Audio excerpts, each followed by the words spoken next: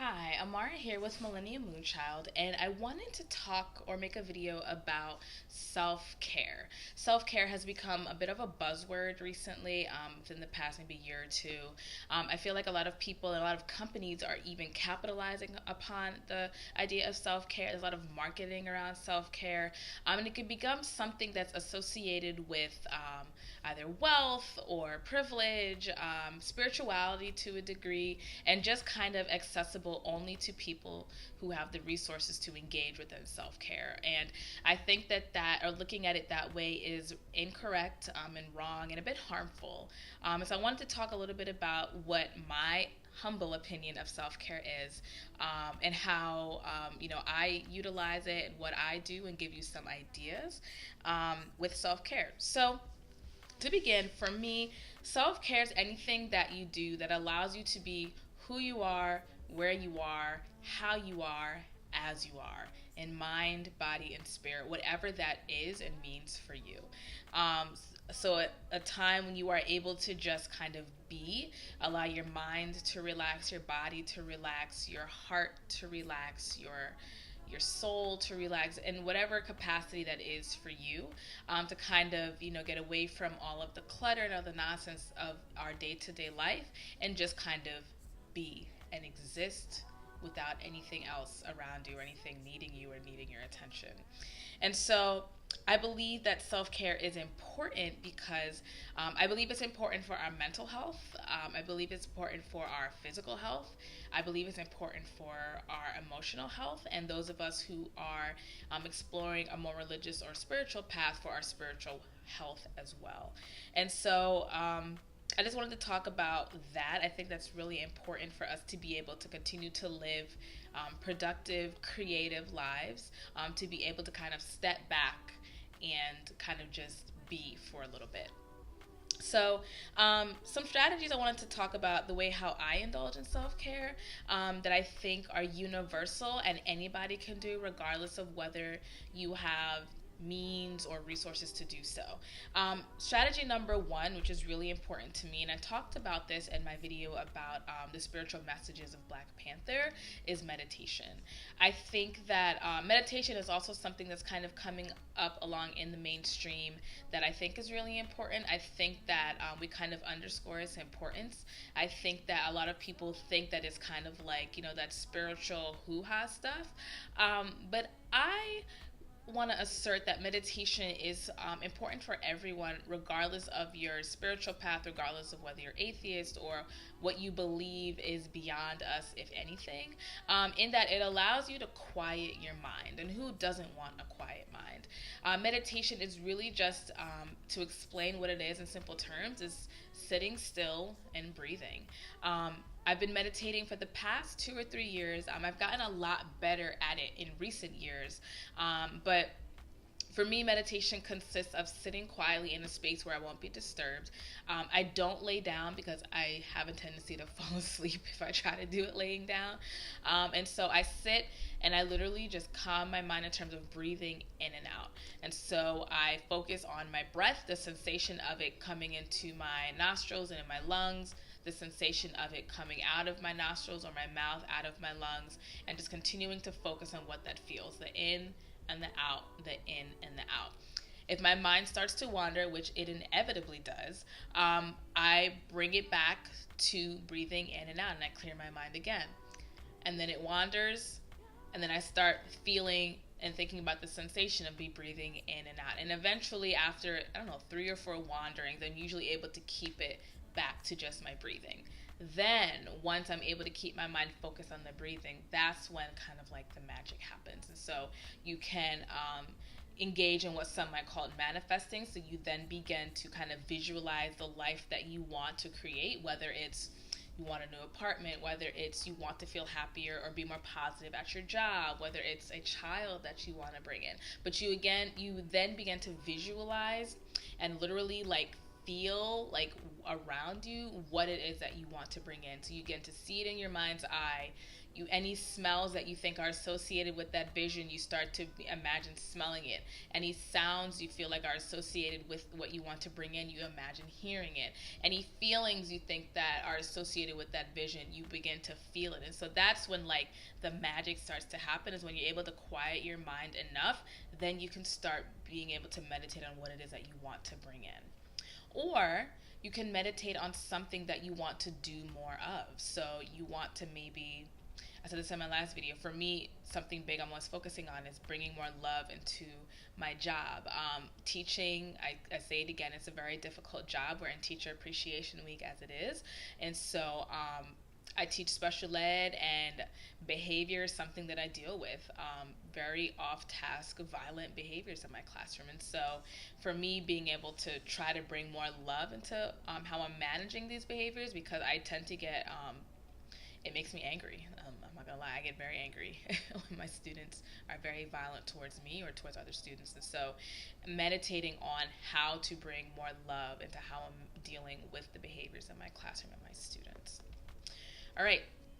Another another option for self-care that I think is accessible to anybody is reading for pleasure. Reading something that doesn't have to do with your job, doesn't have to do with finances, doesn't have to do with anything that you're trying to be better at, but just reading for pleasure, because it allows your mind to escape from the day-to-day of what you're doing and like literally be in another place. And for me, that's like, it's self-care because you're literally like kind of just like checking out of this world and like checking into another, and you're feeling all the sensations that is associated with that new place. And I guess that's associated with like, you know, some sort of novel, but I mean, it could even be a book that's not a novel, but something that you're not trying to like be better at or do better in. It's just purely for pleasure, just for information, just to like be you in your space. And so reading for pleasure is something, I haven't done it in a while. I'm currently reading a book called The Wild Card, and it's a guide to an educator's creative breakthrough. So again, for me, that is for work. I don't know that I would necessarily call that self-care, but it is something that I do before I go to sleep, and I'm able to kind of just like allow my mind and my body to slow down, get ready for bed, clear my mind, and just do me. Another way that I think is really important for self-care, and this could be kind of iffy depending on where you're located, but is being in nature. Again, that's something really, really cliche, but I think it's so, so important. I think with all of the technology that we're surrounded by all of the time, our phones, I have a smartphone, I'm constantly checking it. I have a computer that I utilize for work and for non-work things. I use it to edit my videos, just kind of being checked in all the time to everything. I think that being in nature is a way to kind of check out of all of that stuff. There is some research about what walking barefoot does to the body, what being around trees or tree bathing, as they say, does for the body. And it's really important. At the end of the day, we are Earth. When we die, if we don't bury our bodies in coffins, they will disintegrate and decompose back into Earth. And the bugs and things will eat us and reuse our body, that energy that was stored in there. So at the end of the day, we are Earth. So why shouldn't we also spend time in the Earth that we are made of? And I think that that's really, really important. So whether for you, I literally live next to a park, riverfront park here in Maryland. And so when the weather warms up as it does now, I've made a habit in the past of walking in the park for 20 minutes 3 times a week in the evenings when it's cooled down, and definitely on the weekends and on Sundays to kind of get me ready for my week. For those of you that don't live by a park, if you are able to drive to one, take public transportation to one, but literally just walk. Or sometimes I'll take a blanket and I'll sit there and I'll journal. But anyway, to allow yourself to be in nature, away from electronics, turn your phone off, put it on silent, on vibrate, whatever, to allow yourself to just be in nature. For those of you that don't live near a place for nature, just taking a walk outside your neighborhood. Just walking, allowing your body to move, allowing your body to breathe, and just, again, be is what the point of self-care is. And so then sometimes when people talking about self-care, I'll see a lot of videos, especially from YouTubers who are really influential, have a lot of followers, might have a lot of endorsements or sponsors. They talk about things like getting your hair done, getting your nails done, getting a massage, like all of these things that require money to do so. And I don't consider those self-care, because then you're kind of getting in a territory where only those with resources and privilege are allowed to do those things. And on top of that, those of us who don't want to utilize our privilege in that way, like it makes it seem like we're not taking care of ourselves because our nails aren't done or because we're not getting massages. I say that any self-care that requires you to spend money, you have to like bring your heart and your self-awareness into it. So for it to be considered self-care. So if you're going to get your nails done, as you're sitting and you might be chatting with the person, you might not be. I personally don't like to talk to people that are doing my hair or my nails when I used to get, especially my hair done more consistently. I'm not there to talk. I'm there to get my hair done. So, but yeah, bringing your heart into it. So, are you aware of, another human in front of you who is doing their job to care for you? Are you feeling thankful for them doing their job? Are you aware of the other human beings that are in the nail salon with you and the lives that they live, and just feeling love for them being there, for you being able to experience them there? Are you thankful for the money that you were able to give to be able to care for yourself? And then are you grateful for those who is taking your money for doing those services with you? Are you sending your money away lovingly, or are you like, man, I really couldn't afford this, but I'm trying to care for myself and I'm trying to do me, so let me just do this? Or are you giving it away with love and blessings and be able to bless the person that is caring for you? So for me, like once you start getting into the territory of especially for women, because I'm talking about women, hair done, nails done, everything, getting done, like, is it self-care, or are you trying to impress somebody at your job? Or are you trying to feel like, I can do this too, I can pay for my stuff myself, like I don't need no man to do, like, is it all of that? Or is it like, what, like, I'm grateful for this opportunity to be able to slow down and have somebody cater to me. I'm grateful that I'm able to bless these people with the money I'm giving them. I'm grateful for these people, for this job that they chose to be able to bless me and make me feel good. So like, I feel like for self-care, when it comes to paying for things, like the energy of being able to be heart-centered and coming from the heart is really what differentiates that between self-care and not. So yeah, I feel like I just wanted to talk about that very briefly, about what self-care is to me. I think there's a lot of misconceptions about what self-care is and why it's important.